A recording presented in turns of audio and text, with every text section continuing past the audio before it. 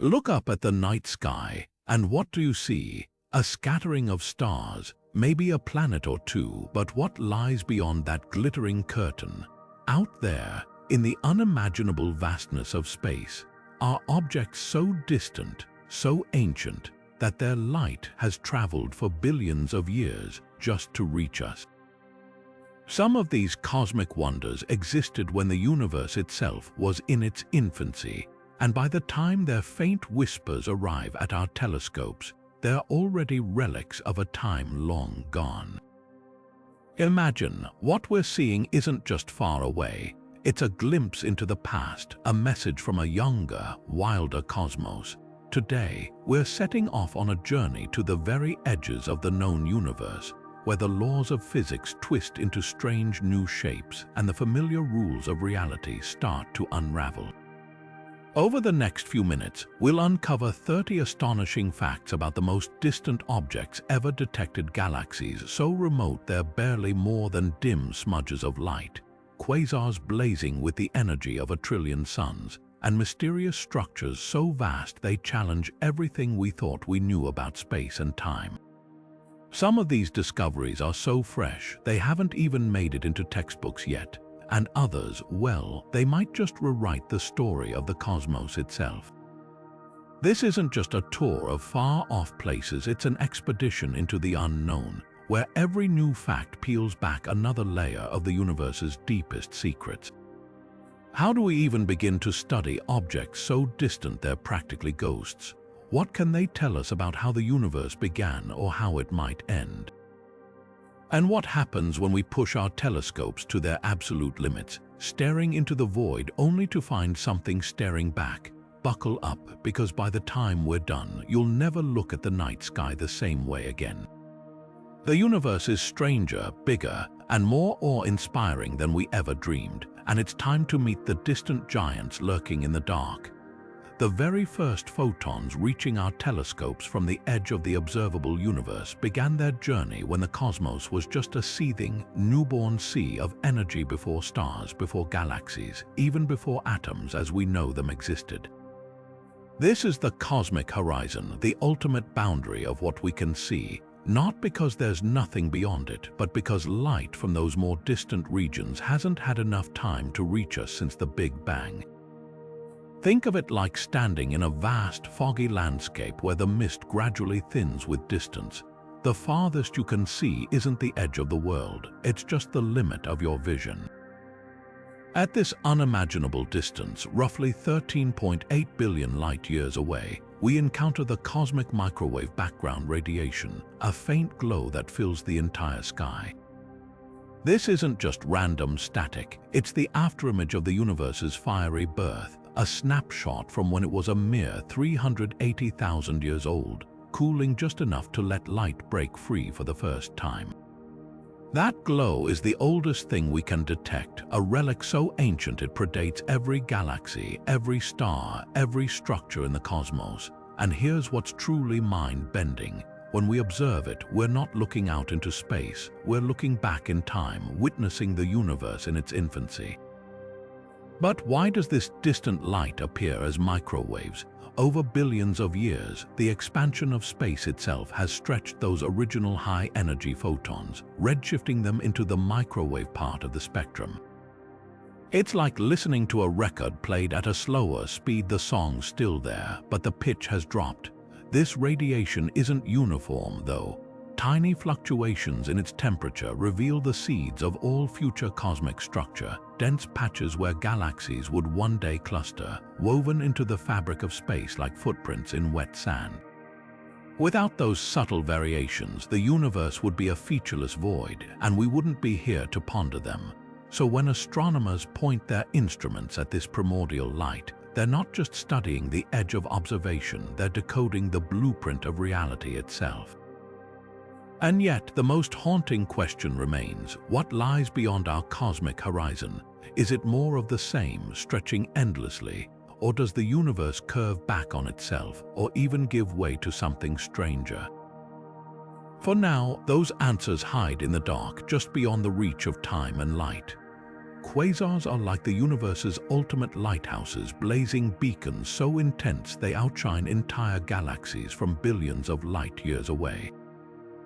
These cosmic powerhouses are actually the insanely energetic cores of young galaxies, where a supermassive black hole feasts on surrounding gas and dust with such ferocity that it creates a swirling disk of superheated material. The result, a light show so bright we can spot it clear across the observable universe. Picture a single flashlight so powerful you could see it from the other side of the planet. Now imagine that flashlight is a black hole's dinner plate, glowing with the energy of a trillion suns. The most mind-blowing part, when we observe quasars, we're not just seeing distant objects, we're peering into a time machine. The light from the farthest known quasar, J0313-1806, has been traveling for over 13 billion years to reach us. That means we're witnessing it as it was when the universe was a mere 670 million years old, a cosmic toddler by universal standards. These objects are so ancient, they existed before Earth, before the Milky Way, even before most stars had finished forming. And yet, their light carries fingerprints of the early cosmos, revealing clues about how the first galaxies grew around these ravenous black holes. But how can something so far away shine so brightly? The secret lies in the physics of chaos. As matter spirals into the black hole at nearly the speed of light, friction heats it to millions of degrees, transforming it into a swirling maelstrom of plasma that blasts out jets of radiation across the electromagnetic spectrum. These jets can stretch for hundreds of thousands of light years, punching through intergalactic space like cosmic searchlights. Astronomers use them as backlights to study everything in their path, from the composition of ancient gas clouds to the very fabric of space-time itself. Here's where it gets even wilder. Quasars weren't always this active. In today's universe, most supermassive black holes are relatively quiet, having devoured most of the nearby material. But in the early cosmos, gas was abundant, and black holes feasted like kings at a banquet. That's why the most distant quasars are also the most luminous. They represent the universe's most violent teenage phase, when black holes grew at breakneck speeds and galaxies were still figuring out how to assemble themselves. And these cosmic lighthouses aren't just historical artifacts, they're still reshaping our understanding of physics. Some quasars exhibit behavior so extreme, it challenges our models of how black holes evolve. Others flicker in brightness over mere days, implying their energy-emitting regions are smaller than our solar system, yet more powerful than anything we've ever seen. Every new quasar discovered pushes the boundaries of what we thought was possible, forcing us to rewrite the rules of cosmic evolution. So the next time you look up at the night sky, remember, some of those faint pinpricks of light might not be stars at all, but the dying screams of ancient black holes echoing across the eons. Hiding in the deep fields of the Hubble Space Telescope's observations lies a faint red smudge, an unassuming speck that holds the title of most distant galaxy ever confirmed. Meet GNZ11, a cosmic time capsule captured as it existed just 400 million years after the Big Bang. To put that into perspective, this galaxy was already shining when the universe was a mere 3% of its current age, a fledgling structure emerging from the primordial dark. Its light has traveled for over 13.4 billion years to reach us, making it not just a record breaker, but a window into an era when the cosmos was taking its first tentative steps toward complexity. What makes GNZ11 so extraordinary isn't just its distance, it's the sheer improbability of its existence. Conventional models suggested the universe needed more time to cook up something this mature. Yet there it was, a fully formed galaxy brimming with young, hot stars, glowing in ultraviolet light that stretched into infrared by the time it reached our telescopes. Imagine finding a skyscraper in what you thought was an empty desert. That's the level of surprise astronomers felt. This discovery didn't just push the boundaries of our cosmic timeline, it forced us to reconsider how quickly the first galaxies could ignite and evolve. Spotting GNZ11 required Hubble to stare at the same patch of sky for hours, collecting photons that had been traveling since before Earth even existed. But here's the twist. The galaxy's light was so redshifted by the expansion of the universe that it slipped entirely out of the visible spectrum, appearing only in infrared. That's like trying to hear a whisper in a hurricane, which is why Hubble's infrared-capable instruments, combined with meticulous spectroscopic analysis, were essential to confirming its record-breaking distance. Scientists didn't just photograph this galaxy, they decoded its cosmic fingerprint, measuring the telltale stretch in its light to calculate just how far it had come. And GNZ11 isn't just a relic, it's a factory. Despite its youth, this galaxy was churning out new stars at a rate 20 times faster than the Milky Way does today. That kind of frenetic activity hints at a universe where the earliest galaxies didn't just form slowly. They exploded onto the scene, shaping the cosmos in ways we're only beginning to understand. Every photon from GNZ11 carries clues about those chaotic early epochs, from the composition of its stars to the way it interacted with the surrounding fog of primordial hydrogen. Yet for all its brilliance, GNZ11 is likely just the tip of the iceberg, with the James Webb Space Telescope now peering even deeper into the infrared spectrum. We're on the verge of uncovering galaxies that existed even earlier, perhaps stretching back to the very first starlight in the universe. Each new discovery like this doesn't just break records, it rewrites the story of our cosmic dawn, proving that the universe's infancy was far more vibrant and dynamic than we ever imagined. So while GNZ11 currently holds the crown, it's really just the first chapter in a much larger saga, one where every new observation brings us closer to witnessing the moment the darkness began to glow. Sometimes the universe itself lends us a helping hand by bending the very fabric of space-time to reveal its deepest secrets. This phenomenon, known as gravitational lensing, occurs when massive objects like galaxy clusters warp the space around them so dramatically that they act like natural telescopes, magnifying and distorting light from even more distant objects behind them. Imagine holding a magnifying glass up to a faint star, except in this case, the magnifying glass is a trillion-sun behemoth floating in the void, and the star is a galaxy from the dawn of time. One of the most stunning examples of this cosmic trick is the Hubble Frontier Fields program. By pointing Hubble at 6 massive galaxy clusters, each so dense it bends light like a funhouse mirror, astronomers were able to peer even further into the early universe than ever before.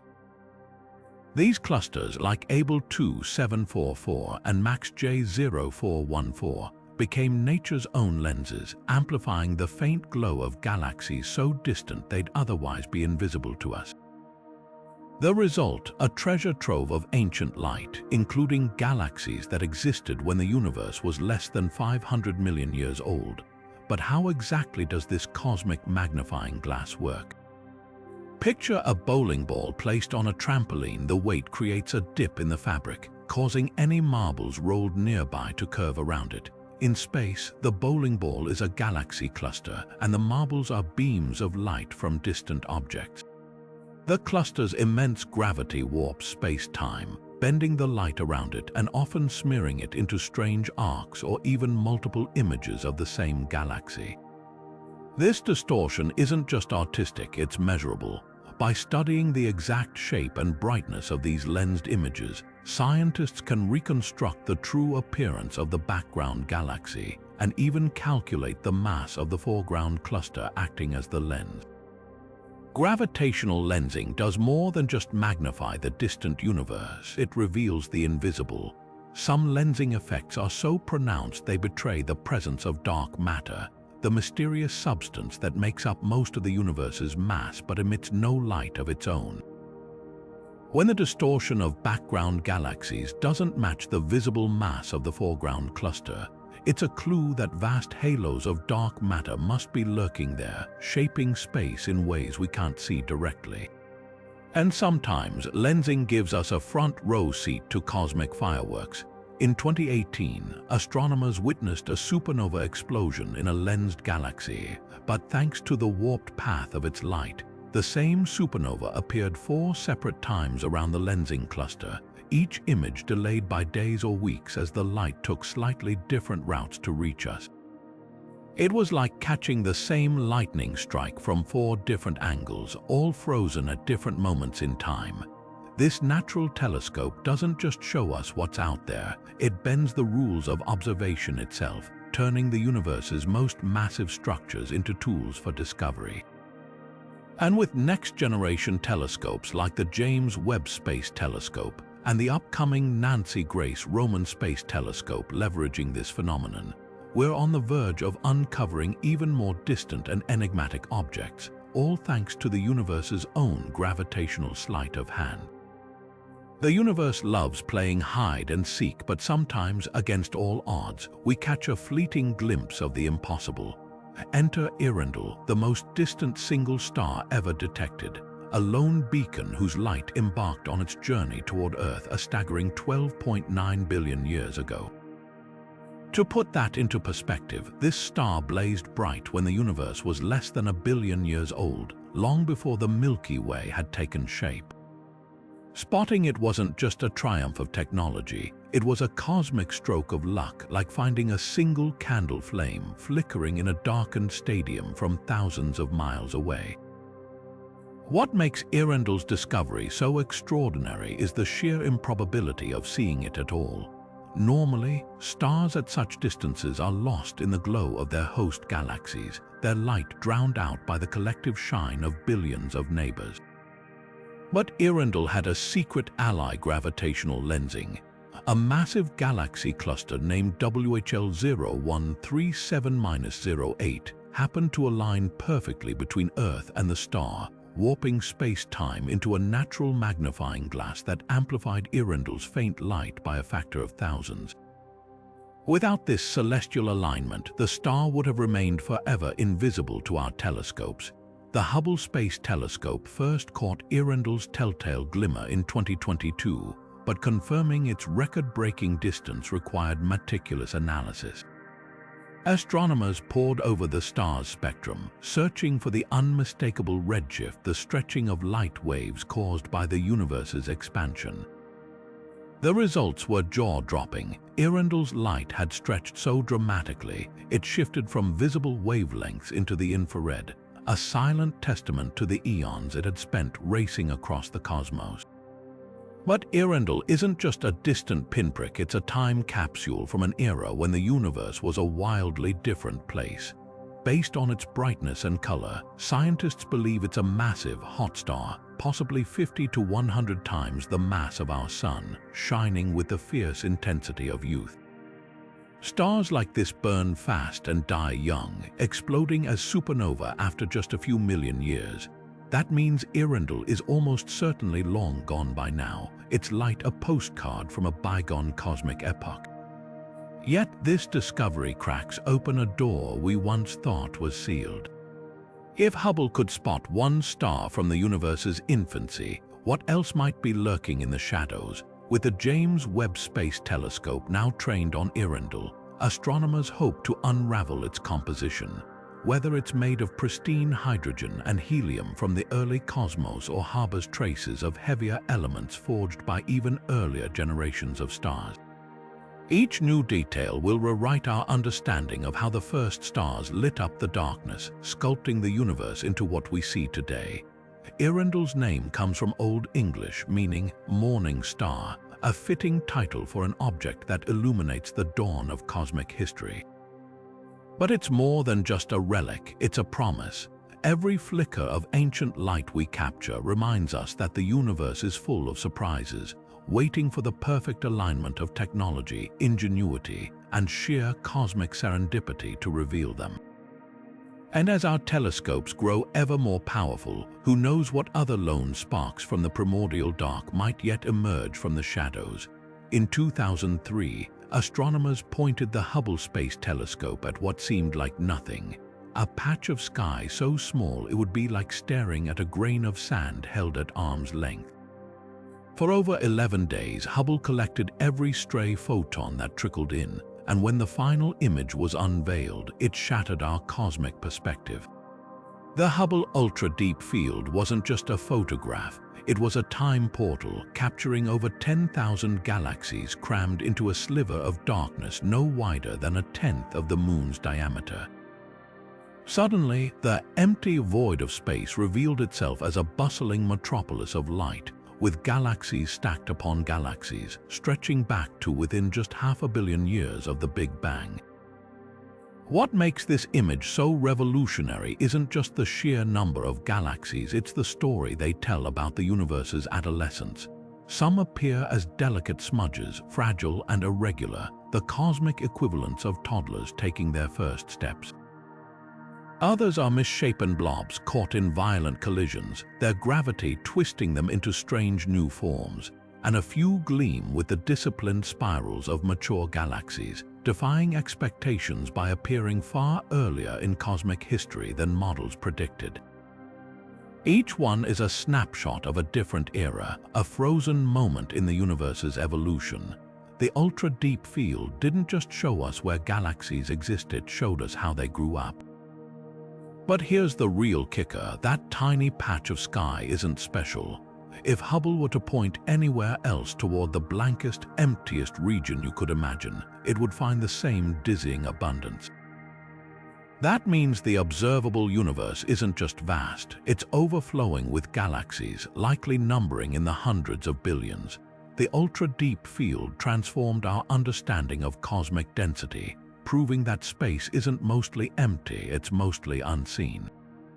For every galaxy we spot, countless more lie beyond our current reach, their light too faint or too redshifted to detect. The image also forced us to rethink time itself. Because light takes time to travel, the farthest galaxies in the ultra-deep field appear as they were over 13 billion years ago. But here's the twist, thanks to the universe's expansion, those galaxies aren't just far away in space, they're now even farther away in reality. Some of them might already be gone, their stars burned out or their shapes reshaped by mergers, their light only now reaching us as a posthumous echo. The ultra-deep field isn't a portrait of the universe as it is, it's a scrapbook of the universe as it was, page after page of cosmic history written in starlight. Yet for all its revelations, the ultra-deep field left us with even bigger questions. Why do some galaxies mature so quickly while others remain chaotic? How did these structures arise from the smooth soup of the early universe, and what might we find if we could peer even further back, to the very first galaxies or perhaps to the stars that preceded them? Those questions drove the creation of Hubble's successor, the James Webb Space Telescope, which now scans these same depths with infrared eyes, uncovering galaxies Hubble could only hint at. The ultra-deep field was just the beginning, a single flicker of insight into the universe's grand, hidden narrative. And as our tools grow sharper, that narrative keeps unfolding, one luminous speck at a time. Before the first stars flickered to life, the universe was a place of profound darkness, not just empty, but actively hostile to light. This period, known as the Cosmic Dark Ages, lasted for roughly 100 million years after the Big Bang, when the cosmos was a featureless sea of hydrogen and helium gas, so dense it absorbed any radiation trying to pass through. Imagine a fog so thick, even the brightest flashlight beam would vanish after a few inches. Now scale that up to the size of the entire universe. That's what space was like before starlight punched through the gloom.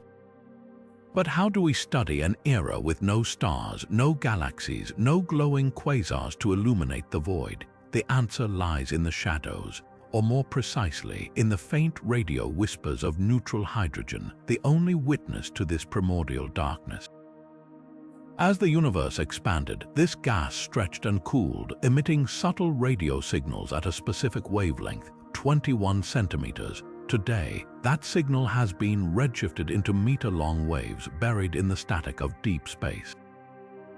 Catching it is like trying to hear a single note in a symphony played backward at 1,000th speed. Yet if we can decode it, this ancient static holds the blueprint of the universe's structure before light returned.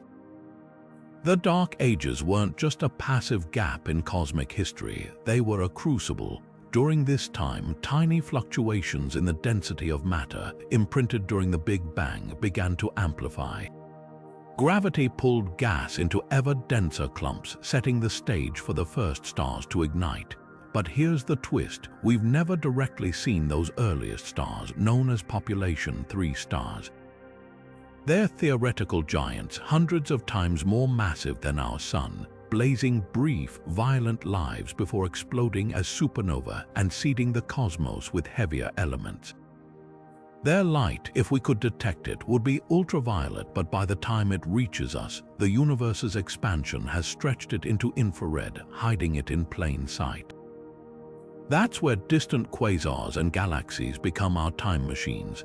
By studying the light from objects like GNZ 11 or lensed galaxies from just after the Dark Ages, astronomers can spot the fingerprints of this transition. Some quasars show absorption lines in their spectra, dark gaps where intervening clouds of primordial hydrogen absorbed specific wavelengths of light. These Lyman alpha forests act like cosmic barcodes, revealing the density and temperature of gas during the universe's murky adolescence. Each line is a snapshot of conditions at a different distance, and thus a different time, allowing us to reconstruct how the fog lifted. The end of the Dark Ages wasn't a single moment, but a slow dawn. As the first stars and galaxies flickered on, their ultraviolet radiation began ionizing the surrounding hydrogen, stripping electrons from atoms in a process called reionization. Over hundreds of millions of years, bubbles of transparent space grew and merged like holes melting through ice until the entire universe became clear. But the timing and mechanics of this process remain hotly debated. Did massive stars do most of the work, or were early quasars the primary power sources? Did reionization happen uniformly or in patchy bursts? Ironically, the best way to answer these questions might be to look for absence rather than light. Radio telescopes like the upcoming Square Kilometre Array aim to map the distribution of neutral hydrogen during the Dark Ages by detecting where those 21-centimeter signals vanish, marking the spots where starlight finally broke through. It's forensic astronomy, piecing together a crime scene from missing evidence. What emerges isn't just a story about the past, but a key to understanding how structure emerged in the universe, why galaxies cluster the way they do, and how the cosmic web took shape. The Dark Ages might sound like a void, but they were anything but empty. They were the universe's quietest, most transformative phase, the silent rehearsal before the grand performance of light began. And every distant object we study today carries echoes of that darkness, reminding us that sometimes the most important chapters in cosmic history are written in invisible ink. The cosmic Dark Ages didn't fade quietly. They ended in a blaze of radiation so powerful it rewrote the rules of the universe. This dramatic turning point, known as reionization, unfolded between 500 million and 1 billion years after the Big Bang, when the first stars and galaxies lit up with enough fury to tear apart the thick fog of neutral hydrogen that had shrouded the cosmos. Picture a frozen lake cracking under the first warm rays of spring, except here, the ice was an entire universe of gas, and the heat came from newborn stars burning with unimaginable intensity. Quasars were the heavyweights of this transformation. These ravenous black holes, pumping out ultraviolet radiation like cosmic blowtorches, carved the first transparent bubbles in the hydrogen fog. Each quasar's energy could ionize gas for millions of light-years around it, stripping electrons from atoms and turning the opaque mist into a shimmering plasma. Over time, these bubbles grew and merged like holes melting through a vast cosmic blanket until the entire universe became clear to light. But here's the twist: while quasars were the flashiest players, recent evidence suggests humble dwarf galaxies may have done most of the work. Their smaller but far more numerous stars likely provided the steady, widespread radiation needed to finish the job. We know this because of ghostly fingerprints left in the light of distant quasars. As their radiation passes through ancient hydrogen clouds on its way to Earth, specific wavelengths get absorbed, creating dark lines in their spectra called Lyman alpha forests. The spacing and depth of these lines act like a cosmic barcode, revealing when and where the gas was ionized. Some quasars show nearly complete transparency, meaning their light traveled through fully ionized space. Others, slightly closer to us, display patchy absorption, proof that reionization wasn't a single event, but a chaotic process spanning hundreds of millions of years. This epoch didn't just change the universe's appearance, it altered its very structure. Before reionization, gravity was the sole sculptor of cosmic evolution. Afterward, radiation pressure from young galaxies began pushing gas around, stifling star formation in smaller galaxies and shaping the large-scale structure we see today. It's as if the universe went from a silent, motionless sculpture to a dynamic, glowing masterpiece, all because a few determined stars refused to let the darkness win. Yet mysteries remain. Did reionization happen uniformly or in explosive bursts near galaxy clusters? How much did the very first stars contribute before their more numerous descendants took over? The answers might lie in the faint radio hum of neutral hydrogen, the same signal that defines the dark ages. Telescopes like the Square Kilometre Array hope to map the last pockets of gas as they vanished, essentially filming the universe's grand awakening in reverse. Every distant quasar and galaxy we study carries echoes of this revolution. Their light spent billions of years traveling to us, but encoded within it is the story of how the cosmos first learned to shine, not with a whimper, but with a roar that still reverberates across the void. And as we piece together this pivotal chapter, we're not just studying ancient history, we're uncovering how light itself gained the freedom to weave the universe we know today. Imagine a stellar explosion so bright, it outshone an entire galaxy, a cataclysm so powerful, its light raced across the cosmos for 10 billion years before reaching us. Meet SN-UDS-10 WIL, the most distant supernova ever discovered, a time capsule from when the universe was just a quarter of its current age. This wasn't just any dying star. It belonged to an elite class called Type Ia supernova cosmic bombs with such predictable brightness. Astronomers use them as mile markers to measure the expanding universe. What makes SN-UDS-10 WIL special isn't just its record-breaking distance. Unlike the chaotic deaths of massive stars, Type Ia supernova occur when a dense white dwarf siphons material from a companion star until it crosses a critical mass threshold, triggering a runaway nuclear explosion. The brilliance of this detonation is so uniform, it's like nature's own pre-calibrated light bulb.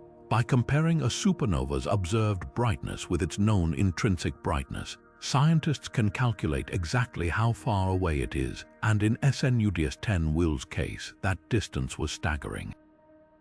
Its light began its journey when the universe was just 3.5 billion years old, a snapshot from an era when galaxies were still rapidly assembling. But spotting this ancient explosion required more than luck, it demanded patience. The Hubble Space Telescope spent years staring at the same patch of sky, compiling data for the Candle survey, before SN-UDS-10 WIL revealed itself as a tiny, temporary spike in the infrared. Unlike nearby supernova that blaze in visible light, this one's wavelengths had stretched so far from cosmic expansion, they'd shifted entirely into the infrared spectrum. It was like trying to detect a firefly's glow through layers of thick red gel. Yet the real magic lies in what SN-UDS-10 WIL tells us about the universe's youth.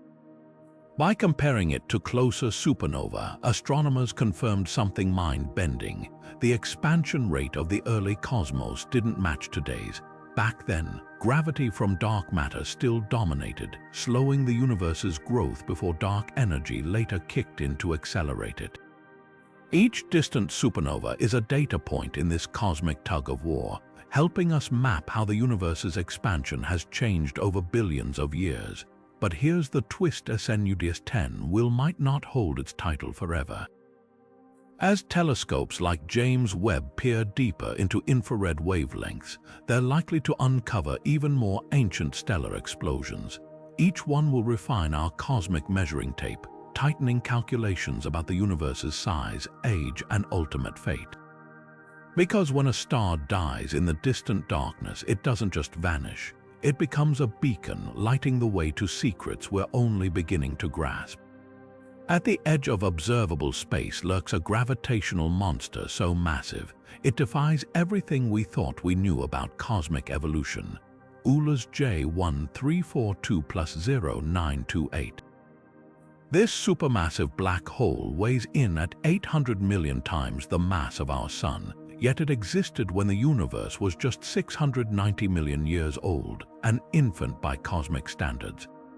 That's not just impressive, it's borderline impossible. Picture a newborn baby bench pressing a truck. That's the scale of contradiction we're dealing with here. How does something this colossal form so quickly after the Big Bang? Modern theories suggest black holes grow by steadily devouring gas and merging with one another over billions of years. But Euler's J1342+0928 didn't have billions of years. It had less than 700 million. For it to reach its observed size in that blink of cosmic time, it would have needed to feast non-stop, swallowing the equivalent of several suns every single day. Even then, the math barely adds up. This black hole didn't follow the rules, it rewrote them. One theory proposes these early giants started life as direct collapse black holes, primordial behemoths born not from dying stars but from the catastrophic collapse of vast gas clouds in the early universe. Under just the right conditions, these clouds could have skipped the star-forming stage entirely, collapsing straight into black holes hundreds of thousands of times more massive than the Sun. From there, they'd have an insatiable head start, gorging on the dense gas surrounding them in the universe's crowded youth. But here's the catch: Euler's J1342+0928 isn't just a glutton, it's also a paradox. Its host galaxy shows signs of heavy elements like carbon and iron, which can only be forged inside stars. That means stars had to form, live, and die nearby before this black hole reached maturity. Yet somehow, the black hole outgrew its cosmic neighborhood like a tree towering over a sapling-filled forest. Did it steal material from other galaxies? Was there some unknown mechanism supercharging its growth?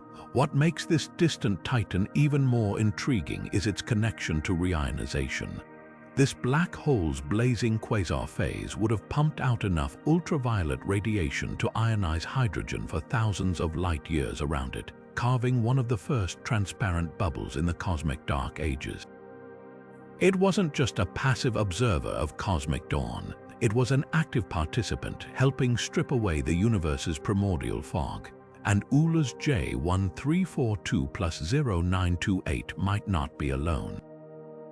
As telescopes push further into the infrared, we're finding more of these impossibly massive early black holes, each one challenging our understanding of how cosmic structures emerge.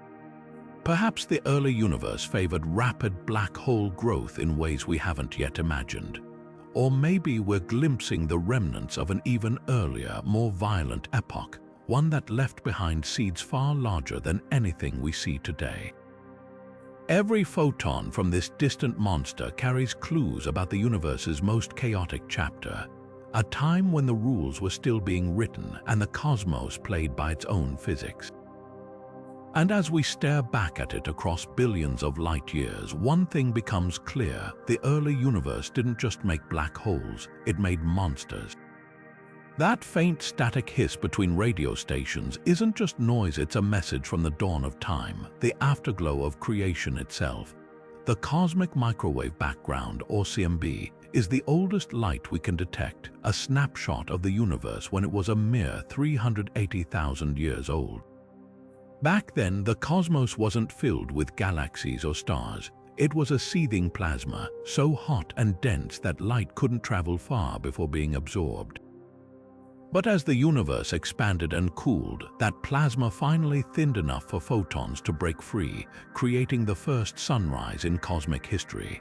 Today, that light reaches us as a microwave whisper, bathing the entire sky in a glow just a few degrees above absolute zero. What makes the CMB so extraordinary isn't just its age, it's the hidden story written in its imperfections. To the naked eye, this primordial light appears nearly uniform, but sensitive telescopes like Planck and WMAP have revealed subtle temperature variations, tiny ripples where some regions were ever so slightly denser or hotter than others. These fluctuations might seem insignificant, but they're the cosmic equivalent of finding baby footprints in wet cement. Those minute differences in density became gravitational seeds, the blueprints for everything that followed. Over billions of years, gravity amplified those tiny knots, pulling in more gas and dust until they grew into the vast web of galaxies and galaxy clusters we see today. Think of it like watching the first tremors before an earthquake, except here, the tremors shaped the entire universe. The denser patches in the CMB mapped directly to today's superclusters, while the smoother regions became the great cosmic voids. Without those initial wrinkles, the universe would have remained a featureless soup with no stars, no planets, and certainly no life. The fact that we can see them at all is nothing short of miraculous, a frozen moment from before time as we know it truly began. But the CMB isn't just a relic, it's still teaching us. By measuring the exact size and distribution of these fluctuations, scientists have uncovered profound truths about the universe's composition, confirming that dark matter and dark energy make up most of its content, while ordinary matter, the stuff of stars and people, is just a tiny fraction. The patterns also reveal the universe's geometry, proving it's flat to an astonishing degree of precision, meaning parallel lines will never meet no matter how far they travel. Perhaps most hauntingly, the CMB gives us an eerie glimpse of our cosmic limits. Because light takes time to reach us, the CMB forms a sphere at the edge of the observable universe, marking the farthest we can possibly see. Beyond that wall of light lies the unobservable regions so distant their photons haven't had time to reach us in 13.8 billion years. The CMB is our ultimate horizon, a final postcard from the infancy of everything, reminding us that even the most powerful telescopes will never show us the whole picture. Yet for all its revelations, the CMB still holds mysteries. Why do certain fluctuations appear aligned in ways that defy standard physics? Could there be traces of even earlier events, shadows of a time before the Big Bang? Every new observation peels back another layer, proving that this ancient light isn't just a fossil. It's a living record, still whispering secrets from the moment the darkness first parted. Hidden in the distant whispers of a galaxy called MAX 1149 JD1, astronomers found something remarkable: oxygen atoms floating in the void, their spectral signature etched into light that had traveled 13.3 billion years to reach Earth. This wasn't just another distant galaxy, it was a cosmic chemistry lab frozen in time, revealing that the building blocks of life had already emerged when the universe was a mere 500 million years old. Finding molecular oxygen this early is like discovering a fully baked loaf of bread in an oven that just finished preheating. It shouldn't be possible, and yet there it was. So how did oxygen, an element forged in the hearts of stars, end up so far away so soon after the Big Bang? The answer lies in the breakneck lives of the universe's first stars. Unlike modern stars, which smolder for billions of years, these primordial giants were massive, hot, and short-lived, burning through their fuel in just a few million years before exploding as supernova. Their violent deaths blasted heavy elements like oxygen into the surrounding gas, seeding the cosmos with the raw materials for future chemistry.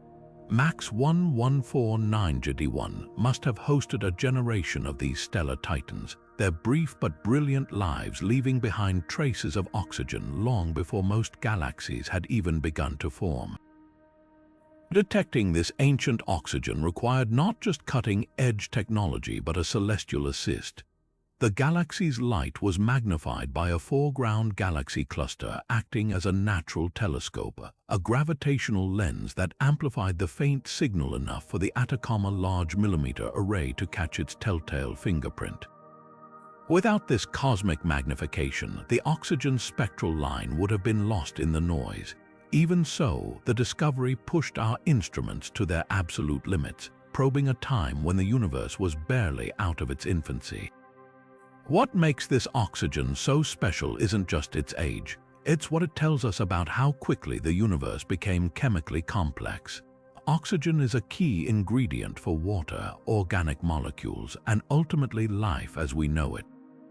Finding it so early suggests that the cosmic kitchen was already whipping up the essentials barely a cosmic heartbeat after the first stars ignited. It also hints at a universe where heavy elements spread rapidly, painting a picture of early galaxies as turbulent cauldrons of creation and destruction. Yet mysteries remain. Was this oxygen evenly distributed or concentrated in pockets around dying stars? Did it mix with other elements to form more complex molecules or linger alone in the cold void? And most tantalizing, if oxygen existed this early, what other elements might have been lurking in the shadows waiting to be discovered? These questions drive astronomers to peer even deeper into the past, searching for the moment when the universe's chemistry first flickered to life. Every atom of oxygen in Max 1149 GD1 is a time capsule, a silent witness to an era when the cosmos was just learning how to build the ingredients for planets, oceans, and life itself. And as we uncover more of these distant chemical signatures, we're not just mapping the universe's history, we're tracing our own cosmic ancestry back to its very first breaths. Gravitational waves aren't just ripples in space-time, they're echoes of the universe's most violent collisions, carrying secrets from billions of years ago. The most distant source we've detected so far, GW190521, came from a pair of merging black holes roughly 5 billion light-years away. But what if the real cosmic heavyweights, the very first black holes, lurk even further out, in realms so ancient their waves haven't reached us yet? Somewhere beyond the edge of our detection, primordial black holes from the dawn of time might be circling each other in a lethal dance, waiting for their moment to crash together with enough force to shake the fabric of reality itself. These hypothetical monsters wouldn't be like the black holes we see today. Born not from dying stars but from the raw chaos of the early universe, they could have formed mere instants after the Big Bang, when dense pockets of matter collapsed directly into singularity under extreme pressure. Picture a universe so young and hot that random fluctuations in energy could birth black holes by the thousands, some as light as asteroids, others heavier than entire galaxies. If they exist, their mergers would unleash gravitational waves of staggering power, low-frequency rumbles far deeper than anything our current detectors can catch. That's where the next generation of observatories comes in. Projects like the Laser Interferometer Space Antenna, or LISA, aim to launch a trio of spacecraft into orbit, forming a gravitational wave detector millions of times larger than Earth-bound instruments.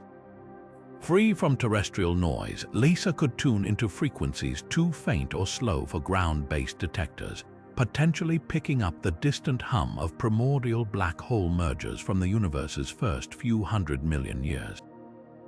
It'd be like switching from a handheld microphone to a stadium-sized sound system suddenly. The cosmos's deepest bass notes become audible, but why chase these ghostly signals? Because primordial black holes could solve one of astrophysics' greatest mysteries, dark matter. If enough of them formed early on, they might account for the invisible mass holding galaxies together. Every merger we detect would be a clue, a fingerprint left behind by these elusive cosmic architects. Even more intriguing, some theories suggest primordial black holes could have seeded the supermassive monsters we now find at galaxy centers, meaning the distant thud of their collisions might reveal how structures like Euler's J1342+0928 grew so impossibly large so fast. Until we detect them, these ancient black holes remain speculative, but the math allows for their existence, and the universe has a habit of surprising us. If future observatories catch their faint reverberations, it wouldn't just rewrite the story of black holes, it'd open a window into a time before stars, before light, when the cosmos was a seething forge of raw gravitational fury. And somewhere in that chaos, the very first ripples in space-time might still be traveling toward us, carrying whispers from the edge of time itself. Deep in the cosmic frontier, where light takes over 12 billion years to reach us, a chaotic construction site defies all expectations. SPT 2349-56 isn't just a cluster of galaxies, it's a sprawling metropolis in the making, a protocluster caught in the act of assembling when the universe was a mere 1.5 billion years old. This isn't what infant galaxy clusters should look like. According to most models, structures this massive should take billions of years to form, growing gradually as gravity pulled in neighboring galaxies. But SPT 2349-56 didn't get the memo. Here, at least 14 galaxies are crammed into a space just 3 times the size of the Milky Way, each one churning out stars hundreds of times faster than our own galaxy does today. It's like walking into a nursery and finding toddlers bench-pressing dumbbells. Everything about this place screams impossible. How did this cosmic overachiever grow so big so fast? One clue lies in the environment of the early universe. Back then, space was smaller, denser, and far more chaotic. Gas streams funneled material into tight knots with freakish efficiency, allowing galaxies to bulk up at breakneck speeds. Simulations suggest that protoclusters like this one might have formed along invisible filaments of dark matter cosmic highways where matter flowed like water into a drain. But even those simulations struggle to explain the sheer intensity of star formation happening here. The galaxies in SPT 2349-56 aren't just neighbors. They're interacting violently, their gravity stirring up gas clouds and igniting frenzied bursts of stellar birth. In this pressure cooker of creation, stars aren't born, they're mass-produced. Yet the real shocker isn't just the cluster's size, it's what it implies about the universe's adolescence. Finding a structure this evolved so early suggests that the cosmic web, the large-scale scaffolding of the universe, might have taken shape much faster than we thought. Perhaps the seeds of galaxy clusters were planted even before the first stars flickered on, their destiny written into the subtle density fluctuations of the Big Bang's afterglow. If that's true, then SPT 2349-56 isn't an outlier, it's a harbinger, proof that the universe's most massive structures got a head start we're only beginning to understand. Detecting this protocluster required more than just powerful telescopes. It demanded a new way of seeing. The Atacama Large Millimeter Array spotted it not in visible light, but in millimeter wavelengths, capturing the faint thermal glow of dust heated by countless newborn stars. That dust, ironically, is another puzzle. Heavy elements like silicon and carbon, the stuff of dust grains, shouldn't have been abundant this early. Their presence hints at generations of stars that lived, died, and enriched the cosmos with their ashes long before this protocluster began its rise. Even in its infancy, the universe was already recycling, building new wonders from the wreckage of the old. What happens next to this cosmic juggernaut? Over billions of years, gravity will continue pulling these galaxies closer, until they merge into a single, monstrous elliptical galaxy at the heart of a mature cluster. The frenetic star formation will cease as gas supplies run dry, leaving behind a quiet, aging giant. But for now, SPT 2349-56 is a snapshot of cosmic ambition, a reminder that the universe didn't just evolve gently. In its youth, it built with reckless abandon, defying every rule we've tried to impose from our tiny corner of space and time.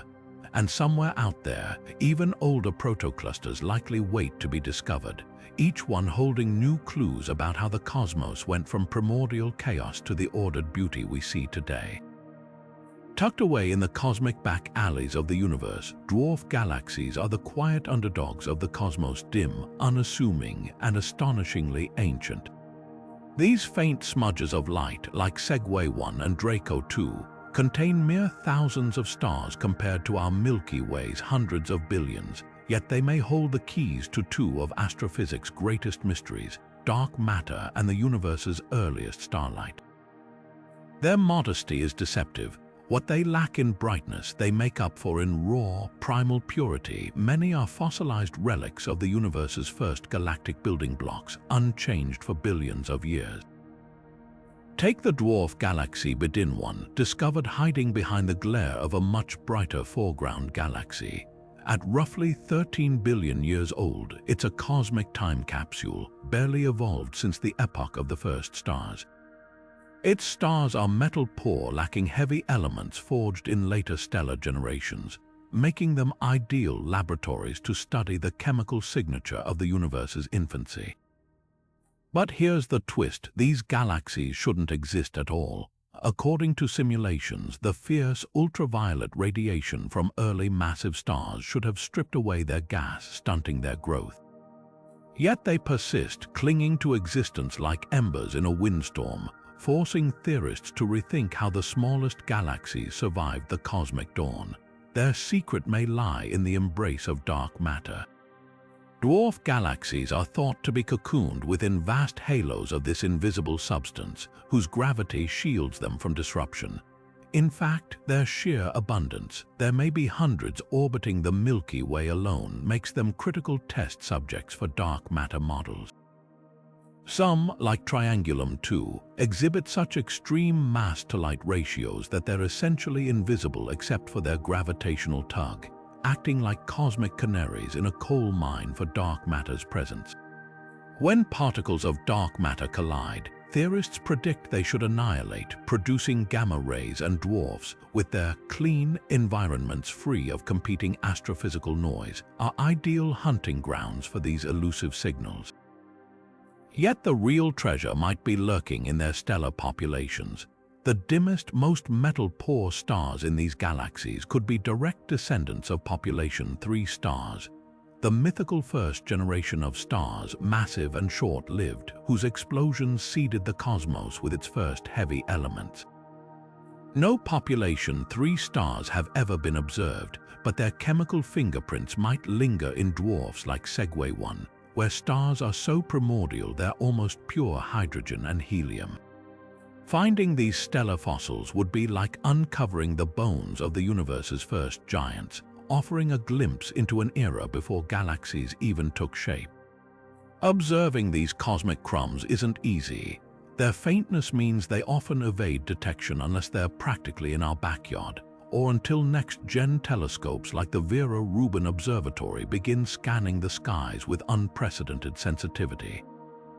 But every new dwarf discovered peels back another layer of the cosmic onion, revealing how the universe's smallest structures shaped its grandest narratives.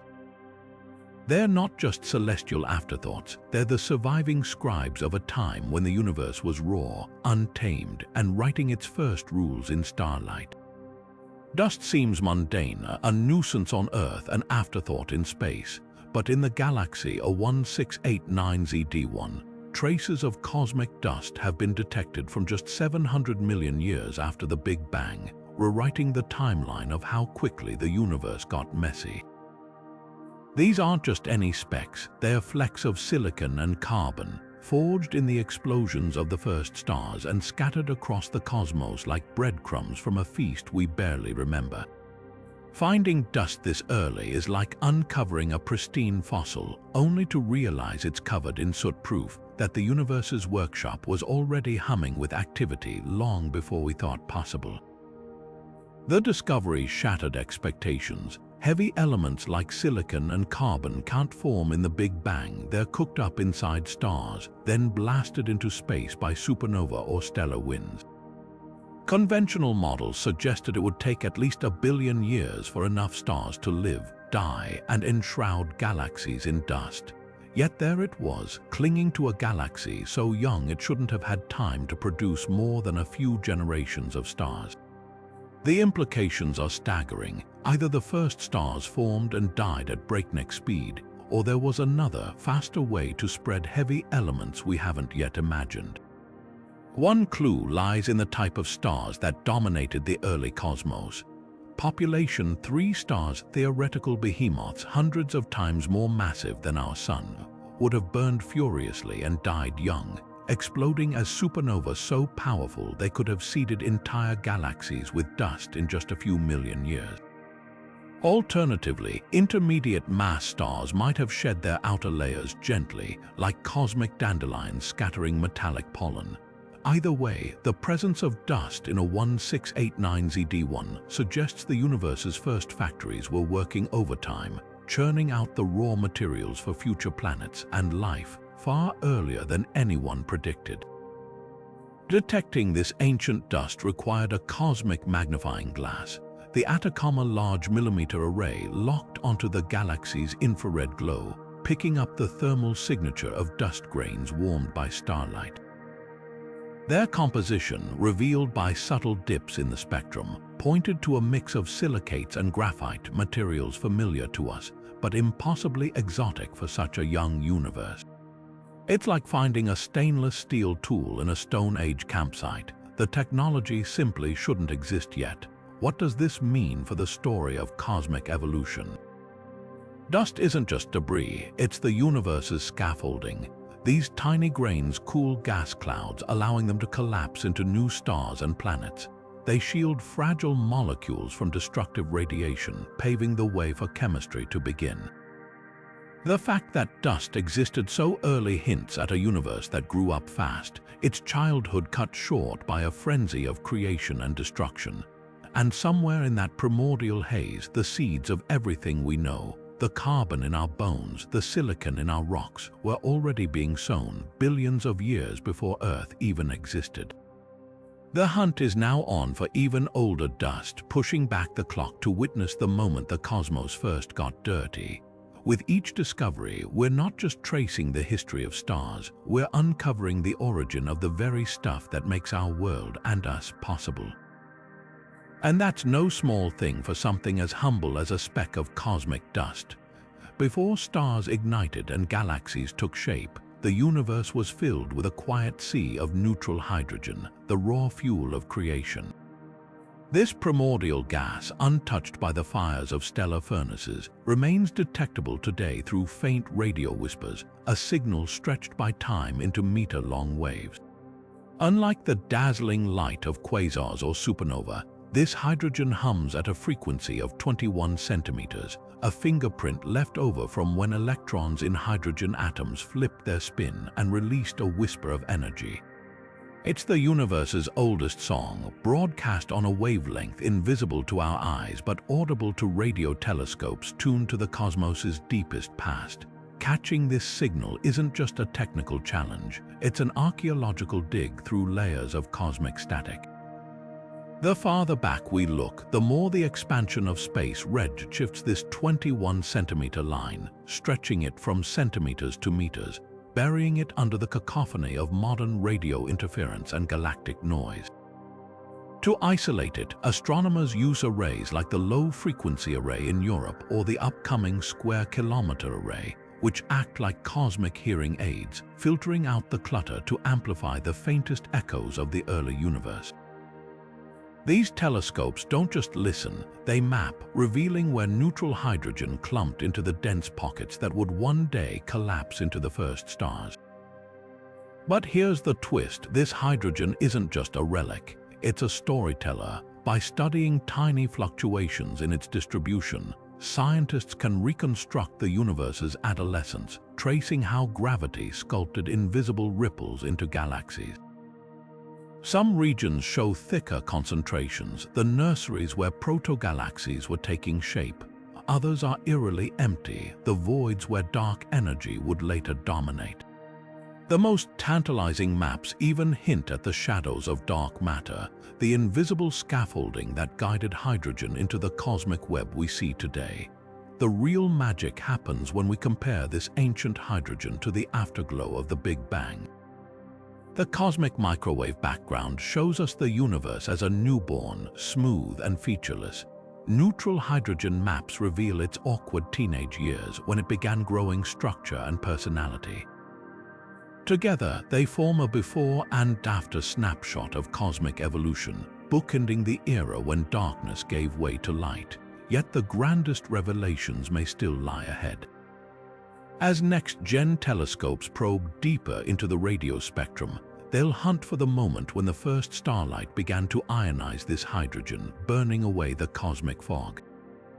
It's like searching for the exact instant a foggy window cleared, except this window is the entire universe, and the answer holds the key to how we came to be.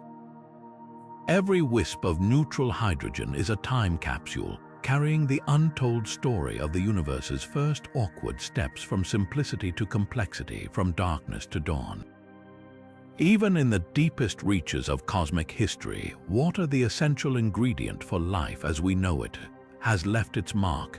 Astronomers detected water vapor swirling around the quasar MGJ 0414+0534, a discovery that pushed the timeline of cosmic chemistry to shocking new extremes. This wasn't just any water. Its light had traveled 12.8 billion years to reach us, meaning it existed when the universe was a mere 1.6 billion years old. That's like finding ocean spray on a planet that hadn't even finished forming. How could water, a molecule requiring oxygen forged in stellar furnaces, appear so soon after the Big Bang?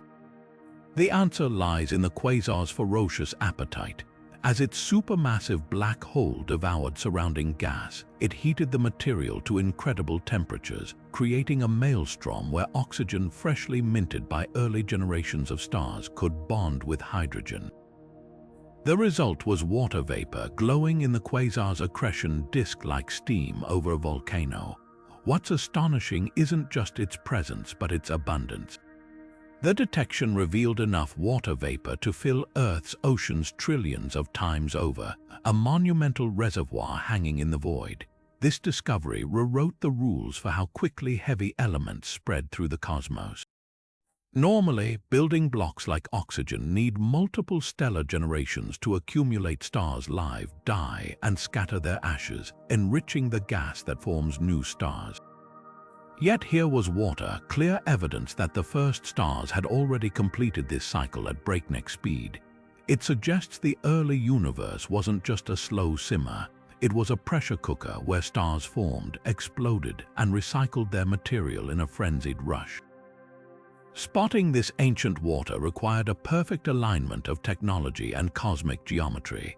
The quasar's light passed through its own water-rich disk before racing across the universe, imprinting telltale absorption lines on its spectrum.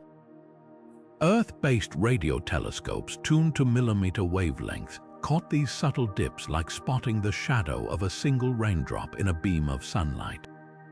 Without the quasar's incredible brightness backlighting the vapor, the signal would have been lost entirely. But the implications stretch far beyond a single distant molecule. Water is more than a life-giving substance. It's a coolant helping gas clouds collapse into stars and planets. Its early presence hints that the universe's first galaxies might have been far more chemically mature than we imagined, creating environments where complex chemistry could begin almost immediately. If water existed this early, what other molecules might have been brewing in the cosmic dark? This detection isn't just about water, it's a clue to how quickly the universe became a cradle for complexity. And as telescopes like ALMA and James Webb peer deeper into the infrared, they're likely to find even older traces of cosmic chemistry, each one a milestone in the universe's journey from simplicity to the rich tapestry we see today.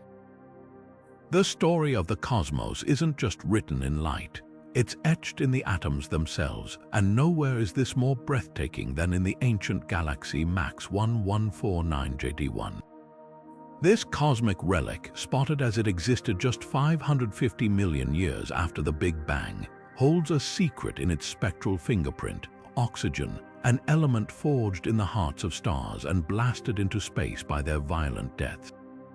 But this oxygen isn't just old, it's a smoking gun, proving that stars had already lived, died, and seeded the universe with heavy elements during the very epoch when the cosmos was fighting to escape its own darkness. This galaxy isn't a passive witness to reionization. It's a participant caught in the act of helping burn away the universe's primordial fog.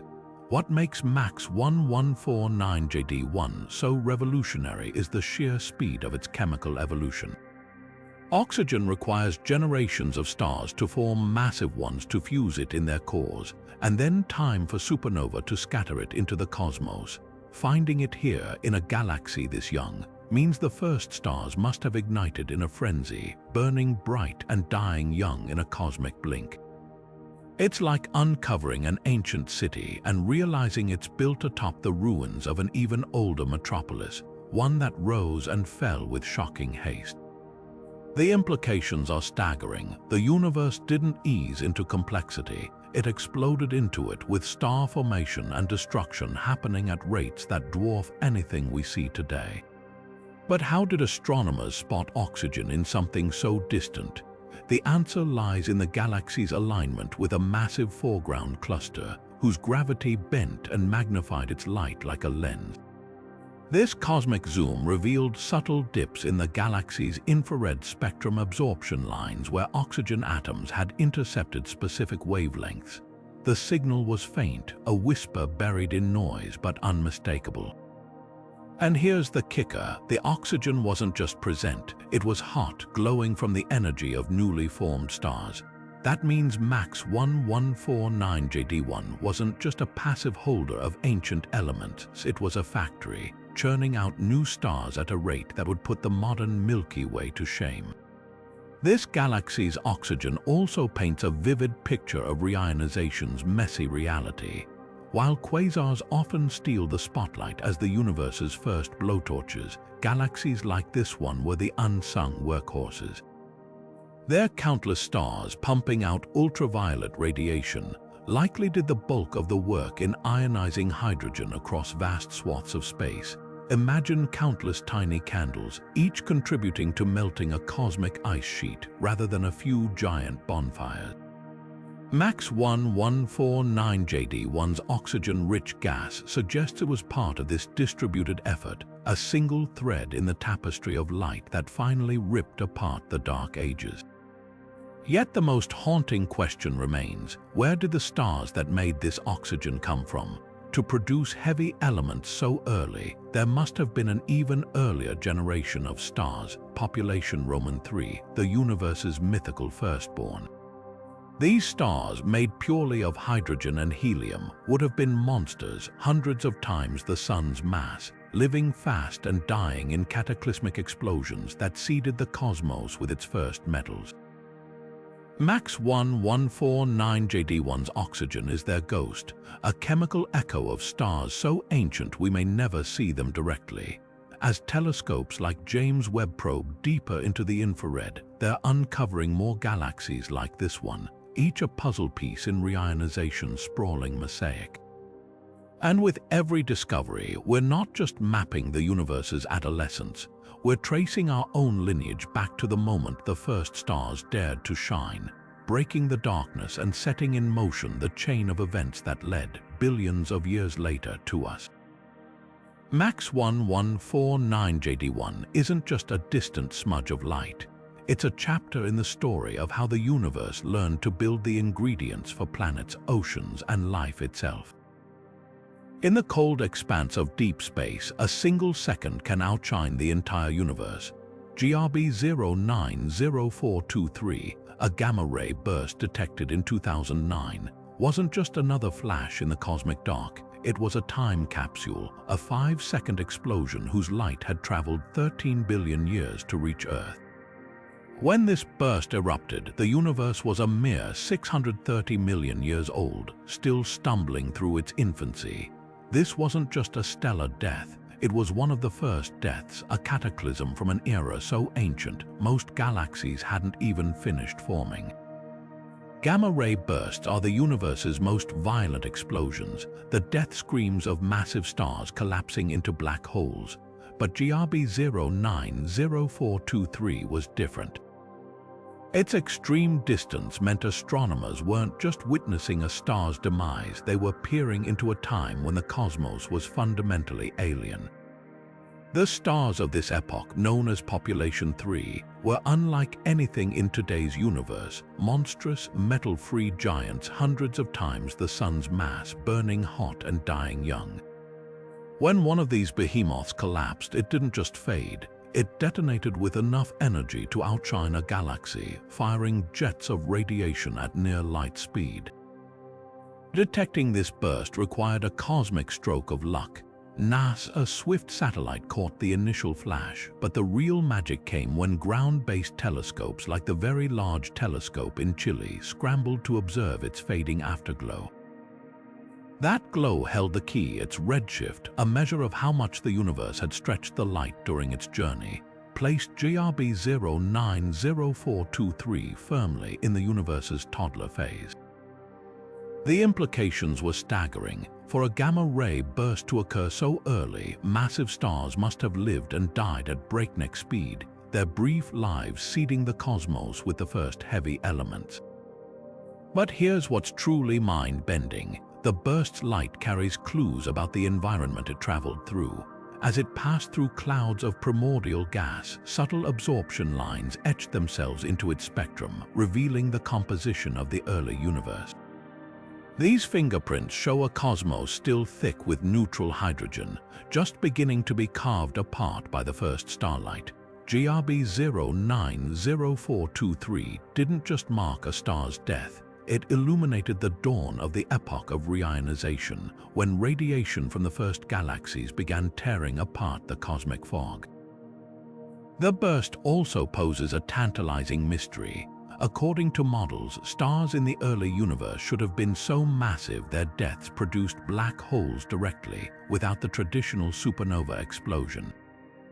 Yet GRB 090423's behavior suggests a more complex demise, perhaps involving a rapidly spinning star or exotic magnetic fields. It's a reminder that the rules of stellar physics might have been wildly different in the universe's youth, when everything was hotter, denser, and more chaotic. Every gamma-ray burst is a message in a bottle, tossed into the cosmic ocean billions of years ago.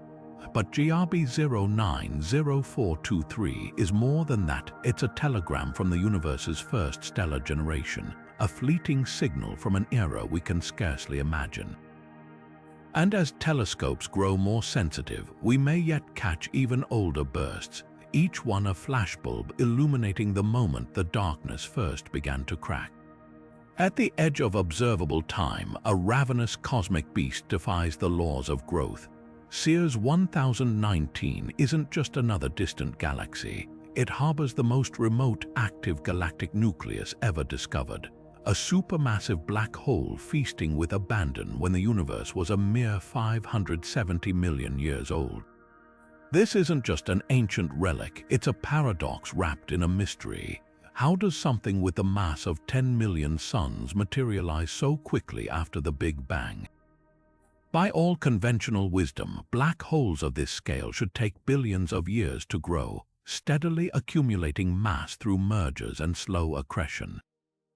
Yet Sears 1019's monstrous core appears fully formed, as if the universe cheated its own physics. The James Webb Space Telescope caught this anomaly by peering through layers of cosmic dust with its infrared gaze. What it revealed was breathtaking, a swirling disk of superheated gas glowing brilliantly as it spirals into the black hole's maw at nearly light speed. The energy output is staggering, equivalent to 1 trillion suns, making this one of the brightest objects in the early universe, but the real shock lies in the black hole's maturity. Its spectrum shows well-developed absorption lines from elements like carbon and iron, meaning generations of stars had already lived and died to enrich its surroundings. This nucleus didn't just form overnight, it grew up in a universe that somehow fast-tracked stellar evolution. One theory suggests Sears 1019 black hole might have been born exceptionally heavy, a direct collapse black hole forming from the catastrophic implosion of a massive primordial gas cloud. No star required. In the dense, chaotic environment of the early cosmos, such clouds could have bypassed the stellar phase entirely, collapsing directly into black holes weighing thousands of solar masses. From there, it's a feeding frenzy. The young universe was rich with gas, allowing these seeds to balloon into giants within a few 100 million years. Imagine a sapling planted in nutrient-rich soil versus arid ground. Sears 1019 black hole hit the cosmic lottery. But this discovery does more than challenge black hole growth models. It redefines our understanding of galactic adolescence. Active nuclei like this one aren't passive anchors. They're dynamos blasting ultraviolet radiation and powerful jets that heat surrounding gas, stifling star formation and sculpting their host galaxies. Sears 1019 might represent a critical phase in cosmic history when black holes began dictating galactic evolution rather than the other way around. Its very existence suggests the first supermassive black holes weren't just inhabitants of galaxies, they were architects, shaping the universe's structure from the shadows. And here's the haunting part. We're seeing Sears 1019 in its prime, but by now it's likely a ghost. The black hole probably exhausted its fuel long ago, fading into a dormant behemoth at the heart of an aging galaxy. Its light is a postcard from an era when the cosmos was wild, untamed, and playing by rules we're only beginning to decipher. With every new observation, Sears 1019 whispers a provocative truth somewhere in the darkness. Even older black holes are waiting to be found, each one holding clues to how the universe built its first monsters. Methuselah's star, officially named PSRB 1620-26, doesn't just break records, it shatters our understanding of when planets could first exist. Clocking in at nearly 13 billion years old, this ancient neutron star formed just a billion years after the Big Bang, making it the oldest known object in the galaxy to host a planetary system. That means its 3 orbiting worlds discovered in the 90s are relics from an era so distant, most stars we see today hadn't even been born yet. Imagine a planetary family that's been around since the universe's first chapter, surviving supernova, galactic collisions, and the rise and fall of countless other worlds. But here's the real mystery. How did planets form in such a hostile, metal-poor environment? Modern planet building requires heavy elements like silicon, iron, and carbon, ingredients forged inside stars and scattered by their explosive deaths. In the universe's youth, these materials were vanishingly rare. Yet Methuselah's planets exist, suggesting either that planet formation started earlier than we thought possible, or that the early cosmos had pockets of unexpected chemical richness. One theory proposes that the star's original version, a massive, short-lived progenitor, enriched its own surroundings before going supernova, creating a localized bubble of heavy elements where planets could coalesce. It's like a cosmic oasis in a desert of primordial hydrogen. The planets themselves are unlike anything in our solar system. Pulsar planets are born from destruction, forming from the debris of a shattered star rather than a placid protoplanetary disk.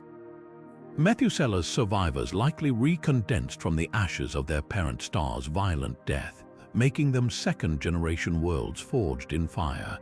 Their existence proves that planets can emerge from chaos, adapting to environments we'd consider utterly inhospitable.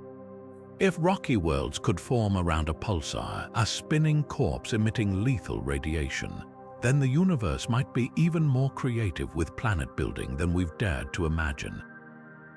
What's truly staggering is the timeline. These planets formed during the cosmic dark ages before most galaxies had taken shape. If life had somehow arisen there, an extreme long shot given the radiation, it would have had a 10 billion year head start on Earth. While that's almost certainly not the case here, Methuselah's system forces us to confront a radical idea. The window for planet formation and possibly the origins of life might have opened far earlier in cosmic history than we ever suspected. And this ancient pulsar might not be alone. As telescopes grow more sensitive, we could uncover even older planetary systems, perhaps around the first generation of stars or in the ruins of long-dead galaxies. Each discovery pushes the boundary of when we think the universe could have started building worlds, rewriting the story of how common or how rare planetary cradles might truly be. Methuselah's planets are more than cosmic curiosities. They're proof that the universe wasted no time turning stardust into new beginnings. Carbon shouldn't exist this early in the universe, yet there it was, a faint spectral line etched into light that had traveled 13 billion years to reach us. The galaxy SXTF-NB 1006-2, spotted by the Subaru telescope in Hawaii, revealed traces of carbon when the cosmos was a mere 750 million years old, a discovery that upended our timeline for how quickly the universe became chemically complex. This wasn't just a sprinkle of stardust, it was proof that the first supernova had already lived, died, and scattered their ashes across the cosmos before most galaxies had even taken shape. Carbon is cosmic alchemy, an element forged in the hearts of stars and scattered by their violent deaths. For it to appear so early, the universe's first stars must have burned furiously and died young, exploding with enough force to seed their surroundings with heavy elements long before modern star-forming regions like the Orion Nebula even existed. The carbon in SXTF-NB 1006-2 isn't just old, it's primordial, a relic from an era when the periodic table was still being written. Detecting it required sifting through the galaxy's infrared glow, searching for the telltale dip in its spectrum where carbon atoms had absorbed specific wavelengths, a fingerprint hidden in light stretched by the universe's expansion. But here's the real shock: this carbon wasn't alone. Follow-up observations revealed traces of oxygen and neon, a cocktail of elements suggesting SXTF-NB 1006-2 wasn't just a passive recipient of cosmic enrichment, it was a factory already recycling material into new generations of stars. Normally, this level of chemical maturity takes billions of years to achieve. Yet somehow, this galaxy had fast-tracked the process, as if the early universe operated on a sped-up timeline where stars lived fast, died explosively, and rebuilt their surroundings in a fraction of the expected time. The implications are staggering. If carbon existed this early, the building blocks for rocky planets, and maybe even the precursors to life, were already floating in space when the universe was less than 5% of its current age. It's like finding a fully equipped workshop in what we thought was an empty construction site. This discovery forces us to rethink how quickly the cosmos transitioned from simplicity to complexity, hinting that the first stars didn't just flicker on, they erupted in a fireworks show of creation and destruction, laying the groundwork for everything that followed. And SXTF-NB 1006-2 might be just the beginning. With telescopes like James Webb now probing even earlier epochs, we could soon uncover carbon in galaxies that existed just 200 or 300 million years after the Big Bang. Each detection pushes the boundary of how soon the universe could have started brewing the ingredients for planets and perhaps life. The carbon in this distant galaxy isn't just an element, it's a message from the universe's first chemists, proving that even in its infancy, the cosmos was already busy building the pieces of tomorrow. Magnetism is one of the universe's quiet enigmas, an invisible force woven into galaxies, stars, and even the fabric of space itself. But when astronomers detected a magnetic field in the galaxy 9 billion light-years away, it didn't just break distance records, it shattered assumptions about how and when such forces emerge. This ancient field, glimpsed in the galaxy class B1257+3445, shouldn't have existed so early in cosmic history. Modern theories suggest large-scale magnetism takes billions of years to develop, slowly amplified by the churning motion of gas and stars within galaxies. Yet here was a fully formed magnetic field already in place when the universe was just a third of its current age, defying every expectation. The discovery hinged on a phenomenon called Faraday rotation, a subtle twist in the polarization of radio waves as they pass through magnetized gas. When light from a distant quasar traveled through this galaxy on its way to Earth, the intervening magnetic field left its fingerprint on the signal, like a hidden message etched into the light itself. What stunned scientists wasn't just the detection, but the field's strength. At a microgauss level, it matched the magnetism of modern galaxies like the Milky Way, suggesting the processes that generate these fields work far faster than anyone predicted. How did this galaxy build a magnetic field so quickly? One radical theory proposes that magnetism might be primordial, a relic from the Big Bang itself, woven into the universe's fabric from the very beginning. If tiny seed fields existed in the early cosmos, they could have been amplified rapidly by the intense turbulence of young galaxies, where gas swirled at frenetic speeds. Alternatively, supernova or active black holes might have jump-started the process, their explosions injecting magnetism into surrounding gas like cosmic injectors. Either way, this distant field forces us to reconsider whether magnetism is a slow cosmic afterthought or a fundamental feature baked into the universe's blueprint. The implications ripple far beyond a single galaxy. Magnetic fields shape how gas collapses into stars, guide cosmic rays, and even influence the structure of galactic jets. Finding one this mature in the early cosmos suggests these invisible forces played a starring role in shaping galaxies from the outset, not just as latecomers to the cosmic dance. And if magnetism arose this quickly, other fundamental processes like the formation of cosmic dust or the dispersal of heavy elements might also have followed accelerated timelines we're only beginning to map. Yet for all its brilliance, Class B 1257+3445 might just be the first clue. With radio telescopes like the Square Kilometre Array coming online, astronomers are poised to hunt for even older magnetic fields, pushing back the clock to witness the moment these forces first awoke. Every detection will rewrite the story of how the universe learned to weave invisible threads into the tapestry of creation, and remind us that some of the cosmos' most powerful forces are the ones we can't even see. Spiral galaxies like the Milky Way are supposed to be cosmic late bloomers, graceful, well-ordered structures that take billions of years to unwind their majestic arms. But BRI 13350417 laughs in the face of that timeline. This stunning pinwheel of stars and gas was already fully formed when the universe was a mere 1.4 billion years old, making it the most ancient spiral we've ever discovered. Its existence flips the script on galactic evolution, proving that the early cosmos wasn't just a chaotic free-for-all. It could create beauty and symmetry at a time when most models predicted only disorder. What makes BRI 13350417 so baffling isn't just its age, it's the sheer improbability of its structure. Spiral arms require stability, the kind that comes from a galaxy settling into equilibrium after countless rotations. Yet here's a pristine spiral, complete with distinct arms and a rotating disk, appearing during the cosmic equivalent of the Wild West. Imagine finding a Renaissance painting in a Neolithic cave. That's the scale of anomaly we're dealing with.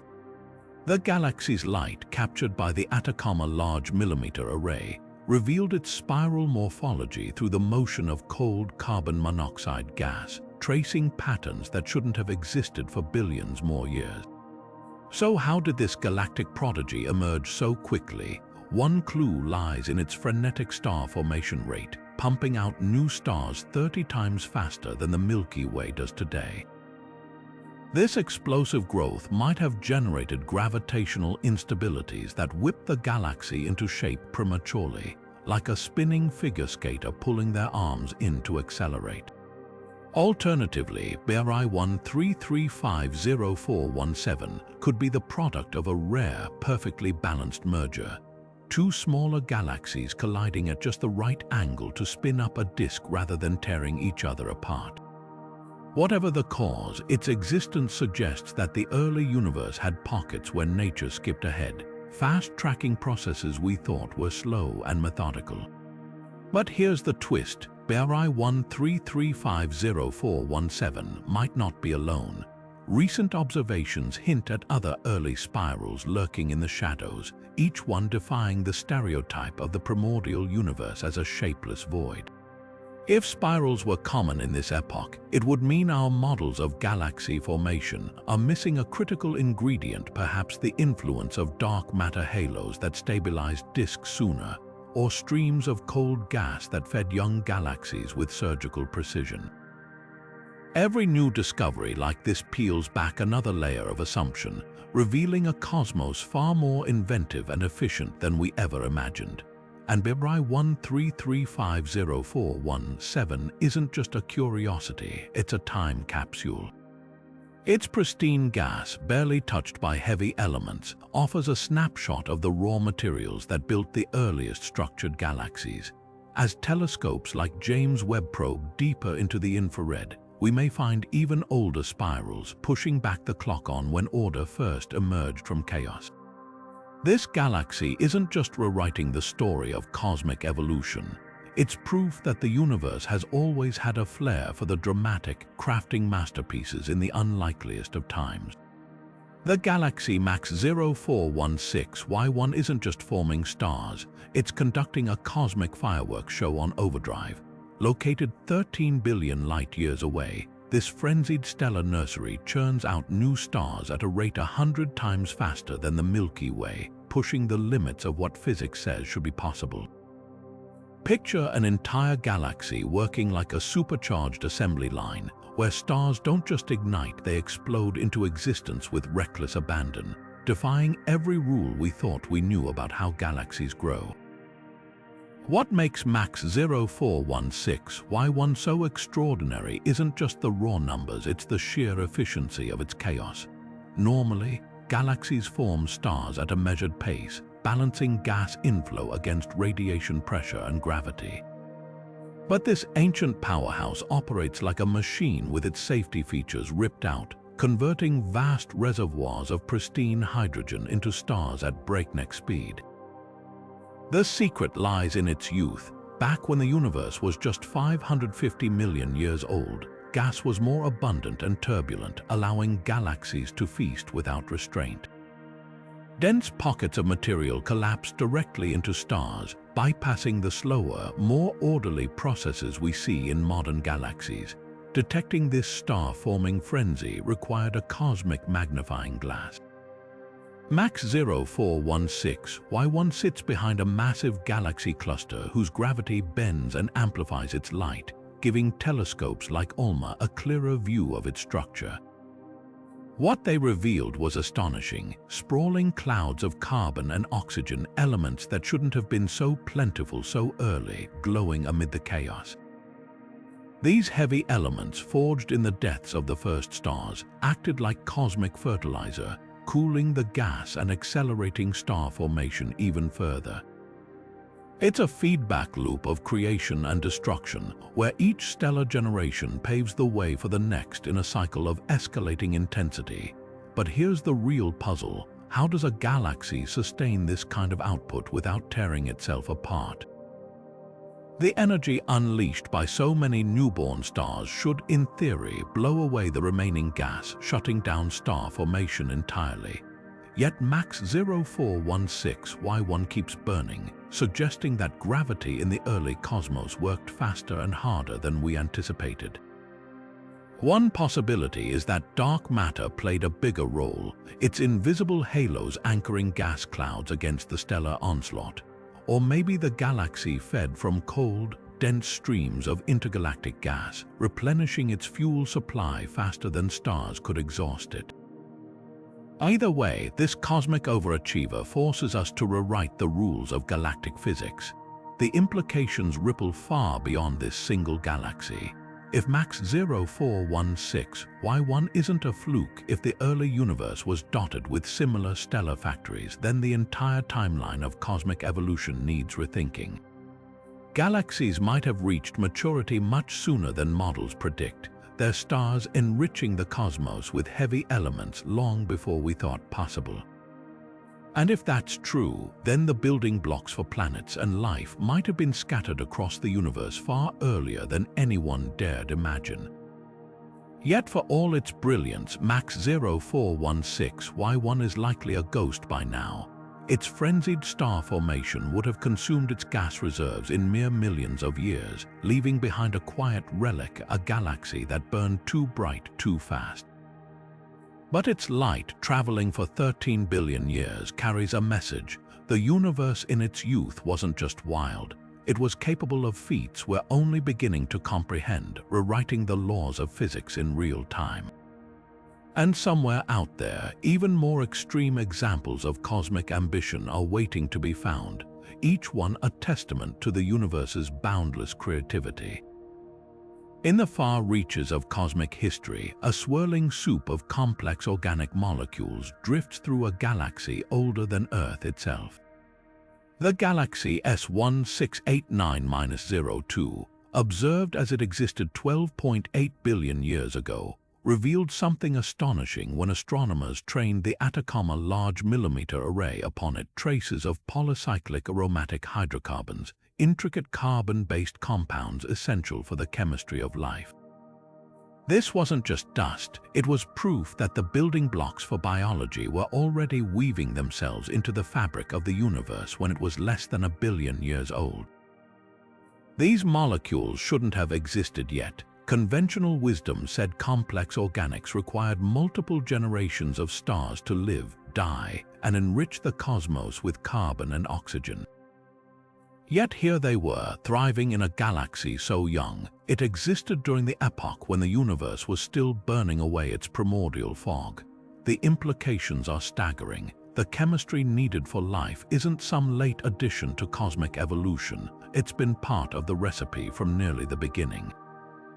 How did these hydrocarbons form so quickly? The answer may lie in the breakneck pace of the early universe. The first stars, massive and short-lived, fused heavy elements in their cores before exploding as supernova, scattering carbon into space with violent efficiency. In the dense, turbulent environments of young galaxies like S1689-02, these carbon atoms could have clumped together on the surfaces of dust grains, forming intricate ringed structures under the harsh glare of ultraviolet radiation. It's cosmic alchemy at its fastest, nature skipping steps to fast-track complexity. Detecting these molecules required a perfect alignment of cosmic optics. The galaxy's light, redshifted to millimeter wavelengths, carried subtle dips in its spectrum absorption lines where the hydrocarbons had intercepted specific frequencies. But the real breakthrough came when researchers realized the molecules weren't just present. They were abundant, forming vast clouds that stretched across thousands of light years. This wasn't a trace amount. It was a factory churning out organic material on a scale that rivaled modern galaxies like the Milky Way. What does this mean for the origins of life? While these molecules aren't life itself, they're the raw materials from which life could one day emerge. On Earth, polycyclic aromatic hydrocarbons are found in meteorites, comets, and even the interstellar medium. Proof they can survive billions of years to seed newborn planets. Finding them in a galaxy this ancient suggests the universe wasted no time setting the stage for biology, scattering the ingredients for life almost as soon as stars began to shine. The discovery also hints at a universe far more chemically adventurous than we imagined. If complex organics existed this early, what other molecular surprises might lurk in the cosmic dawn? Could amino acids or sugars, the next steps toward life's recipe, have formed in these primordial cauldrons? With telescopes like James Webb now probing deeper into infrared wavelengths, we're on the verge of answering these questions, peeling back the layers of cosmic chemistry to uncover how quickly the universe learned to build the pieces of life. S1689-02 isn't just a distant smudge of light. It's a time capsule from an era when the universe first began to experiment with complexity. And in its swirling organic clouds, we're not just seeing the past, we're glimpsing the earliest stirrings of a story that would one day lead, billions of years later, to us. Deep in the Antarctic ice, scientists are hunting for ghostly messengers from the universe's most violent epochs, high-energy neutrinos born in the distant cosmic dawn. These nearly massless particles, traveling at near light speed, carry untapped secrets from the farthest reaches of time and space. Unlike light, which scatters and fades, neutrinos slice cleanly through galaxies, black holes, and even entire epochs of cosmic history, arriving at Earth unchanged. The most energetic among them might come from sources so ancient, their light vanished billions of years ago, supermassive black holes feasting at the dawn of time, or the cataclysmic deaths of the universe's very first stars. Detecting these cosmic ghosts isn't just about breaking distance records, it's about opening a new window into eras no telescope can see. Current observatories like IceCube have already spotted neutrinos with energies millions of times higher than those produced in particle colliders, but their origins remain mysterious. Some trace back to active galaxies or colliding star clusters, but the holy grail would be catching a neutrino from the reionization epoch, when the first starlight burned through the cosmic fog. That particle would be a time capsule carrying untouched information from a universe younger than 1 billion years old. The challenge: neutrinos are notoriously slippery.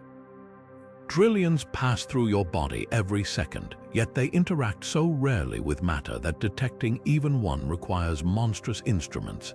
IceCube, with its cubic kilometer of instrumented ice, catches just a handful of high-energy neutrinos per year. But next-generation detectors like IceCube Gen 2 aim to change the game. With 10 times the sensitivity, it could pinpoint neutrinos from previously unimaginable distances, perhaps even from the hypothetical population Roman 3 stars, those elusive first giants made purely of hydrogen and helium. Imagine catching a neutrino from a star so ancient it predates all heavy elements in the universe. The real magic lies in what these particles could reveal. Neutrinos don't just tell us where cosmic explosions happened, they expose the physics inside them. A high-energy neutrino from the early universe might bear scars of interactions with primordial black holes or carry hints of exotic particles from beyond the standard model. They could even help solve the mystery of dark matter, if certain theories about its decay into neutrinos hold true. Unlike photons, which get distorted by magnetic fields or absorbed by dust, neutrinos deliver their payloads pristine, like sealed letters from the edge of time. And the hunt isn't limited to ice. Projects like the Pacific Ocean Neutrino Experiment and the proposed Radio Neutrino Observatory in Greenland are exploring new ways to catch these phantoms, using water and radio waves as their detection media. Each method offers unique advantages, but the goal is the same: to build a neutrino telescope sensitive enough to map the entire high-energy universe, not just the brightest nearby sources. The dream: a neutrino sky map showing faint trails from the earliest supernova, quasars, and who knows what else objects so distant or strange, we haven't even imagined them yet. But here's the tantalizing part: we might already have detected ultra-distant neutrinos without realizing it. The infamous Big Bird neutrino, spotted by IceCube in 2012, had energy levels suggesting an origin billions of light-years away, though its source remains unidentified. As instruments improve, these outliers could become the norm, revealing a hidden cosmos of particle accelerators operating at scales that dwarf anything in the modern universe. The promise of neutrino astronomy isn't just in breaking records, it's in rewriting the rules. Every high-energy neutrino we catch is a messenger from a universe we can't see, carrying stories of violence and creation from epochs lost to time. And with detectors like IceCube Gen 2 on the horizon, we're not just waiting for whispers from the void, we're building the ears to listen. Dark matter doesn't glow, reflect, or absorb light. It's the universe's ultimate ghost, detectable only by the way its gravity tugs on everything around it. But here's the twist. We've not only mapped this invisible substance in modern galaxies, we've traced it all the way back to some of the most ancient structures in existence.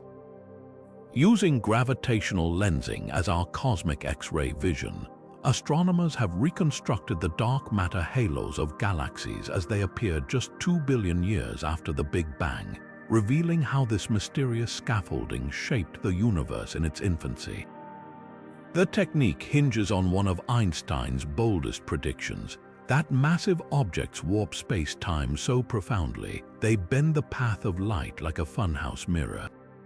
When light from a distant galaxy passes near a foreground galaxy cluster, its image stretches and distorts into arcs or even multiple copies, a phenomenon called strong lensing. But subtler distortions, known as weak lensing, occur when dark matter's gravity gently shears the shapes of background galaxies like a hand pressing on a balloon. By studying these distortions across thousands of galaxies in deep field images, scientists can reverse engineer the distribution of dark matter in the foreground cluster, essentially weighing what can't be seen. One groundbreaking study focused on the galaxy cluster Abell 1689, whose gravity magnified light from galaxies so ancient they existed during the peak of cosmic star formation. Analyzing the lensing patterns, researchers found dark matter wasn't just present. It was already organized into smooth, expansive halos around these proto-galaxies, much like the ones enveloping modern galaxies today. This was a revelation. Conventional models suggested dark matter structures grew gradually, starting as tiny clumps and merging over billions of years. Yet here were fully formed halos in a universe still in its rebellious teenage phase, suggesting dark matter's role as cosmic architect was locked in far earlier than anyone predicted. But the real surprise came when comparing these ancient dark matter maps to the distribution of visible stars. In some young galaxies, the dark matter and starlight aligned neatly like shadow and silhouette. In others, they were wildly offset, as if the stars had drifted away from their invisible anchors. These mismatches hint at violent histories, galactic collisions, or bursts of star formation so intense they flung stars outward while the more diffuse dark matter stayed put. It's like finding footprints in the mud where someone stumbled. The stars are the footprints, the dark matter the invisible body that left them. The implications ripple across cosmology. If dark matter halos were already mature in the early universe, they must have formed under physics we're only beginning to understand, perhaps influenced by exotic interactions between dark matter particles or hidden forces beyond the standard model. Some theories even suggest dark matter might not be a single substance at all, but a mix of cold, slow-moving particles and warm, faster ones, each leaving distinct fingerprints on galactic evolution. And the detective work isn't over. Next-generation telescopes like the Vera Rubin Observatory will exploit weak lensing on an unprecedented scale, mapping dark matter's cosmic web across billions of galaxies. Each new observation peels back another layer of the mystery, proving that even the universe's darkest secrets can't hide forever, not when gravity leaves its signature in the light of the most distant objects we can see. So the next time you gaze at a Hubble Deep Field image, remember, those shimmering galaxies are just the tip of the iceberg. Beneath them lies a hidden architecture, a skeletal framework of dark matter that's been shaping the cosmos since the beginning. And with every flicker of lensed starlight, we're decoding the blueprint of reality itself.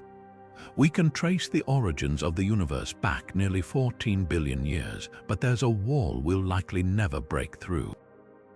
The Planck epoch, named after physicist Max Planck, represents the universe's first 10 to the power of -43 seconds, a time span so absurdly short it defies comprehension. To put that into perspective, if you condense the entire history of the cosmos into a single year, the Planck epoch would last less than a trillionth of a trillionth of a trillionth of a second. This isn't just the universe's infancy, it's the moment of conception itself, when all fundamental forces were unified into a single, incomprehensible superforce, and space-time as we know it didn't even exist yet. What makes this era so impenetrable isn't just its age, it's the physics-shattering conditions. At these temperatures, over 10 to the power of 32 degrees Celsius, our current laws of relativity and quantum mechanics break down completely. Gravity, usually the weakest force, becomes as strong as the others, warping space-time into quantum foam where concepts like before and after lose all meaning. Imagine trying to map a raging hurricane with a weather vane meant for gentle breezes. That's the scale of inadequacy our theories face when confronting the Planck epoch. Even the most advanced particle accelerators, like the Large Hadron Collider, would need to be a quadrillion times more powerful to recreate these energies. The universe, in its first instant, operated by rules we haven't even begun to decipher. But here's where it gets truly mind-bending. The Planck epoch might not just be unobservable, it could be the ultimate cosmic censoring mechanism. Some theories suggest that before this boundary, time itself may not have flowed linearly, or that multiple universes bubbled into existence from a quantum vacuum. Others propose that what we call the Big Bang wasn't truly the beginning, but rather a phase transition from a previous state, like steam condensing into water. The problem: any information from before would have been scrambled beyond recognition by the extreme conditions of the Planck epoch, leaving us with no way to peer beyond it. It's as if the universe set its own firewall, deliberately erasing its own creation story. This doesn't mean scientists have given up. Some hunt for indirect clues in the cosmic microwave background, searching for imprints of quantum fluctuations that might have been stretched across the universe during inflation. Others theorize that primordial black holes, hypothetical remnants from the Planck era, could still lurk in space, carrying encrypted data about those first moments. And string theory offers tantalizing possibilities, suggesting that extra dimensions or vibrating strings might hold keys to unifying gravity with quantum physics at these energies. But for now, the Planck epoch remains the ultimate horizon, a veil drawn across the universe's first breath. What's haunting isn't just that we can't see past this barrier, it's that we may never know if our questions even make sense on the other side. Concepts like time, space, and causality might be as meaningless there as color is to a blindfolded person. The Planck epoch isn't just the edge of our observable universe, it's the limit of human comprehension itself, a reminder that some mysteries might remain eternally out of reach. And yet, that impossibility is what drives us to keep looking, to stretch our theories to the breaking point, because if there's one thing the universe loves, it's proving us wrong in the most spectacular ways possible. From the monstrous quasars that lit up the infant cosmos to delicate organic molecules drifting through galaxies older than Earth itself, the distant universe is a gallery of cosmic extremes, each discovery stretching our understanding of what's possible. These aren't just faraway curiosities, they're pieces of a puzzle spanning billions of years, revealing how chaos gave way to structure, darkness surrendered to light, and simple atoms transformed into the building blocks of worlds.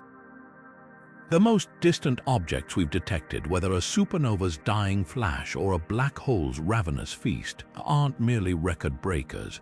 They're time machines carrying snapshots of the universe's most pivotal chapters. The first stars, the birth of chemistry, the dawn of magnetism, even the invisible hand of dark matter sculpting galaxies from the void. What's truly staggering is the ingenuity it takes to decode these whispers from the edge of time. Astronomers wield gravitational lenses like magnifying glasses, tease secrets from distorted starlight, and chase ghostly neutrinos through Antarctic ice, all to reconstruct a history written in wavelengths invisible to human eyes. Every breakthrough feels like stumbling upon a buried library where the books are written in fire and shadow, each page more astonishing than the last. The galaxy GNZ 11, sparkling with newborn stars when the universe was a toddler. The quasar J0313-1806, blazing with the energy of 1 trillion suns before Earth existed. The cosmic microwave background, a baby picture of the cosmos before it learned to make galaxies. These aren't just data points, they're the universe telling its origin story, one revelation at a time. Yet for all we've uncovered, the most thrilling realization is how much remains hidden. The Planck epoch's impenetrable veil, the true nature of those first mythical population Roman 3 stars. The possibility of even older spirals or darker matter lurking beyond our current sightlines. Every answer births new questions, and that's the magic of cosmology. It's a frontier that grows wider the deeper we explore. So the next time you look up at the night sky, remember, those pinpricks of light are more than stars. They're the opening lines of an epic still being written, a story older than time itself. And with telescopes like James Webb and the upcoming Square Kilometre Array, we're not just reading that story, we're helping to write it. Now it's your turn. Which of these cosmic marvels left you breathless? Was it the ancient water swirling around a quasar or the magnetic fields defying time?